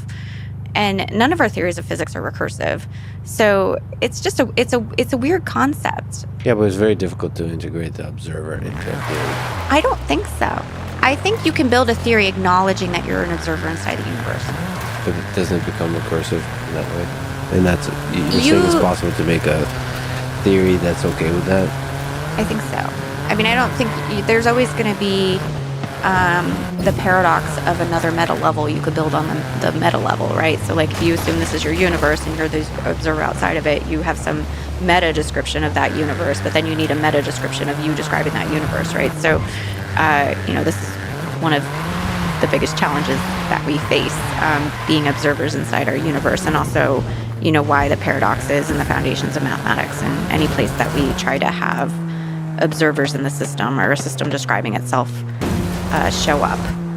But I think it is possible to build a physics that builds in those things intrinsically without having them be paradoxical or have holes in the descriptions. And so one place I think about this quite a lot, which I think can give you sort of a more concrete example, is the nature of like what we call fundamental. So we typically define fundamental right now in terms of the smallest indivisible units of matter. So again, you have to have a definition of what you think material is and matter is. But right now, what's fundamental are elementary particles.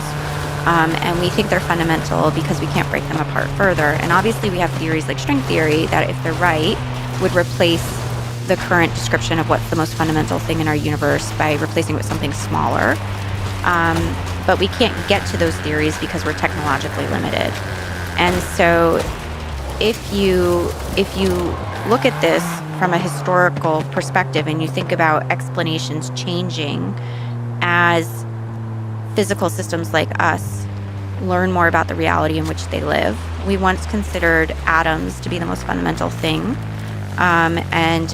It literally comes from the word indivisible. And then we realized atoms had substructure because we built better technology, which allowed us to quote unquote see the world better and resolve smaller features of it.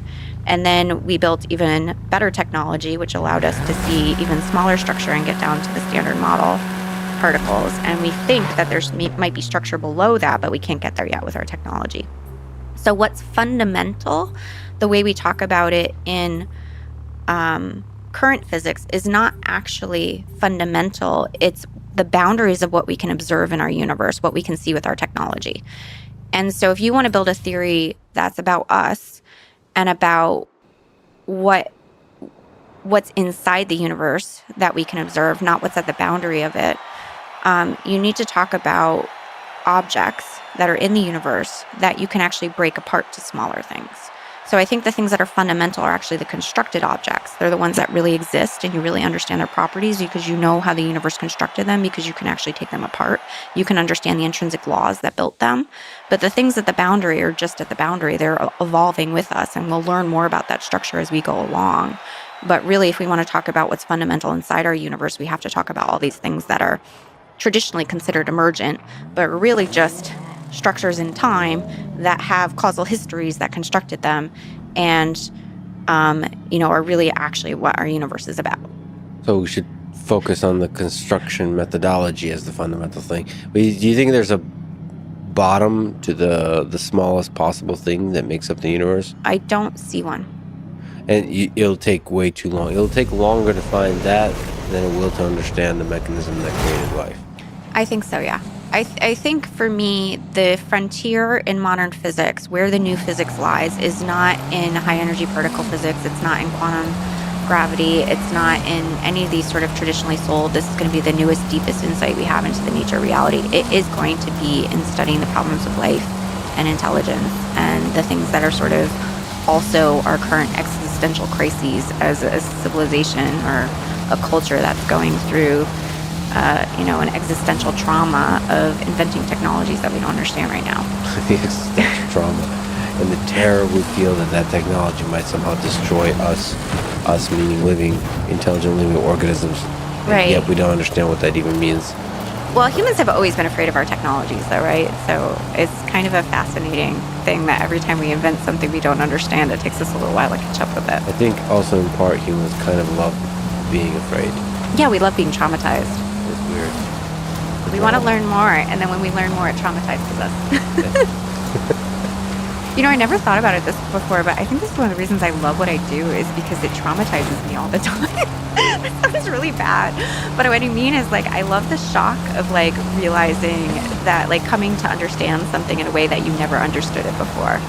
I think it seems to me when I see a lot of the ways other people react to new ideas that they don't feel that way intrinsically. But for me, that's why I do what I do. I love that feeling. But you're also working on a topic where it's fundamentally ego destroying, because you're talking about life. It's humbling to think that we're not the individual human is not special.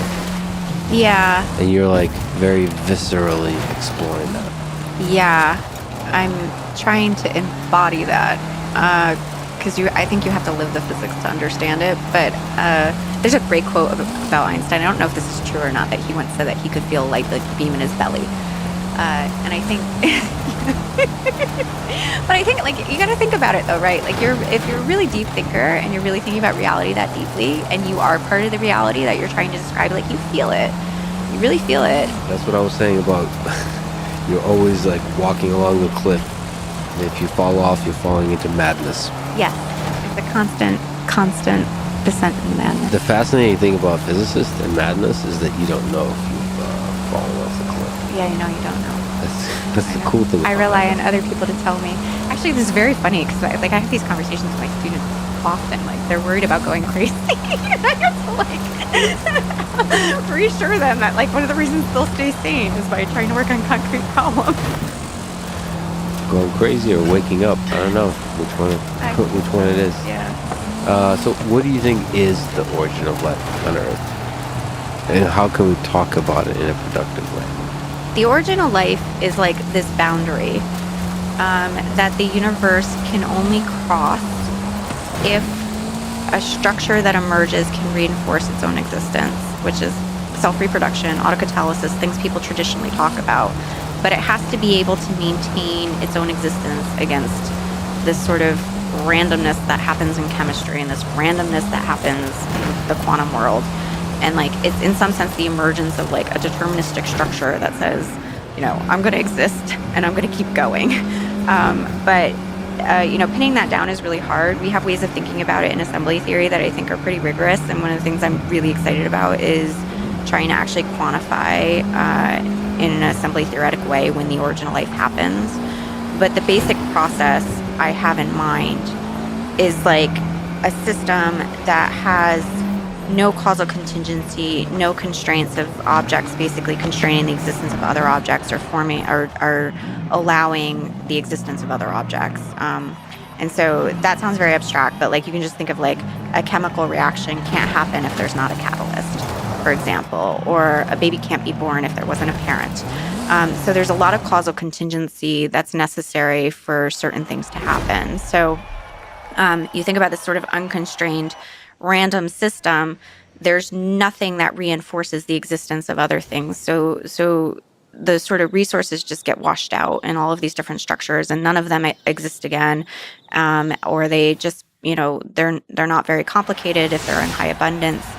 And some random events allow some things to start reinforcing the existence of a small subset of objects. And if they can do that, like just molecules basically recognizing each other and being able to catalyze certain reactions, there's this kind of transition point that happens where unless you get a self-reinforcing structure, something that can maintain its own existence, it actually can't cross this boundary to make any objects in high abundance without having this sort of past history that it's carrying with us and maintaining the existence of that past history. And that boundary point where objects can't exist unless they have this selection and history in them is what we call the origin of life. And pretty much everything beyond that boundary is holding on for dear life to all of the causation and causal structure that's basically put it there. And it's carving its way through this possibility space into generating more and more structure, and that's when you get the open-ended cascade of evolution. But that boundary point is really hard to cross, and then what happens when you cross that boundary point and the way objects come into existence is also like really fascinating dynamics, because as things become more complex, the assembly index increases. I can explain all these things. Sorry, you can tell me what you want to explain. Or what people will want to hear. Sorry, I have like a very vivid visual in my brain, and it's really hard to articulate it. Got to convert it to language. I know. It's so hard. It's going from like a feeling to a visual to language is so stifling sometimes. I have to convert it from language to a visual to a feeling. Yeah. I think it's working. I hope so. I really like the self-reinforcing object. I mean, just so I understand, one way to create a lot of the same kind of object is make them self-reinforcing. Yeah. So self-reproduction has this property, right? Like if a system can make itself, then it can persist in time, right? Because all objects decay, they all have a finite lifetime. So if you're able to make a copy of yourself before you die, before the second law eats you or whatever people think happens, then that structure can persist in time. So that's a way to sort of emerge out of a random soup, out of randomness of soup. Right, but things that can copy themselves are very rare. Yeah. And so what ends up happening is that you get structures that enable the existence of other things, and then somehow only for some sets of objects you get closed structures that are self-reinforcing and allow that entire structure to persist. Right, so the one object A reinforces the existence of object B, but object A can die. Yeah. So you have to close that loop. Right. So this is the classic all idea. Very unlikely statistically, but that's sufficiently. So you're saying there's a chance. There is a low chance. Probability, but once you solve that, once you close the loop, you can create a lot of those objects. And that's what we're trying to figure out, is what are the causal constraints that close the loop. So there is this idea that's been in the literature for a really long time that was originally proposed by Stuart Kauffman as really critical to the origin of life, called autocatalytic set. So autocatalytic set is exactly this property. We have A makes B, B makes C, C makes A, and you get a closed system. But the problem with the theory of autocatalytic sets is it's incredibly brittle as a theory, and it requires a lot of ad hoc assumptions. Like you have to assume function. You have to say this thing makes B. It's not an emergent property, the association between A and B. And so the way I think about it is much more general. If you think about these histories that make objects, it's kind of like the structure of the histories becomes collapses in such a way that these things are all in the same sort of causal structure, and that causal structure actually loops back on itself to be able to generate some of the things that make the higher level structures. Lee has a beautiful example of this actually in molybdenum. It's like the first non-organic autocatalytic set. It's a self-reproducing molybdenum ring, but it's like molybdenum, and basically, like, if you look at the molybdenum, it makes a huge molybdenum ring. I don't remember exactly how big it is. It might be like 150 molybdenum atoms or something. But if you think about the configuration space of that object, it's exponentially large, how many possible molecules. So, like, why does the entire system collapse on just making that one structure? If you start from, like, molybdenum atoms that are maybe just like a couple of them stuck together. And so what they see in this system is there's a few intermediate stages. So there's like some random events where the chemistry comes together, makes these structures. And then once you get to this very large one, it becomes a template for the smaller ones. And then the whole system just reinforces its own production. How did Lee find this molybdenum? If I knew how Lee's brain worked, I think I would understand more about the universe. But this is not an algorithmic discovery. It's a no, but I think it goes to the deepest roots of like when he started thinking about origins of life. So I mean I don't know all of his history, but like what he's told me is he started out in crystallography, and there's some things that he would just like people would just take for granted about chemical structures that he was like deeply perplexed about, like just like why are these like really intricate, really complex structures forming so easily under these conditions. And he was really interested in life, but he started in that field, so he's just carried with him these sort of deep insights from these systems that seem like they're totally not alive and just like these metallic chemistries into actually thinking about the deep principles of life. So I think he already knew a lot about that chemistry, and he also, assembly theory came from him thinking about how these systems work. So he had some intuition about what was going on with this molybdenum ring. The molybdenum might be able to be the thing that makes a ring. They knew about them for a long time, but they didn't know that the mechanism of why that particular structure formed was autocatalytic feedback. And so that's what they figured out in this paper. And I actually think that paper is revealing some of the mechanism of the origin of life transition, because really what you see, like the origin of life is basically like you should have a combinatorial explosion of the space of possible structures that are too large to exhaust, and yet you see it collapse on this, really small space of possibilities that's mutually reinforcing itself to keep existing. That is the origin of life. There's some set of structures that result in this autocatalytic feedback. Yeah. And what is it? Tiny percent? I think it's a small space, but chemistry is very large. So like there might be a lot of them out there, but we don't know. And one of them is the thing that probably started life on Earth. That's right. Or many starts. Yes. And it keeps starting, maybe. Yeah. I mean, there's also all kinds of other weird properties that happen around this kind of phase boundary. So this other project that I have in my lab is focused on the origin of chirality, which is thinking about so chirality is this property of molecules that they can come in mirror image forms. So just like chiral literally means hand. So your left and right hand are what's called non-superimposable, because if you try to lay one on the other, you can't actually lay them directly on top of each other. And that's the property of being a mirror image. So there's this sort of perplexing property of the chemistry of life that no one's been able to really adequately explain, that all of the amino acids in proteins are left-handed and all of the bases in RNA and DNA are right-handed. And yet the chemistry of these building block units, the amino acids and nucleobases, is the same for left and right-handed. So you have to have like some kind of symmetry breaking where you go from these chemistries that seem entirely equivalent to only having one chemistry take over as the dominant form. And for a long time, I actually did my PhD on the origin of chirality. I was working on it as like a symmetry breaking problem in physics. This is how I got started in the origin of life. And then I left it for a long time because I thought it was like one of the most boring problems in the origin of life. But I've come back to it because I think there's something really deep going on here related to this like combinatorial explosion of the space of possibilities.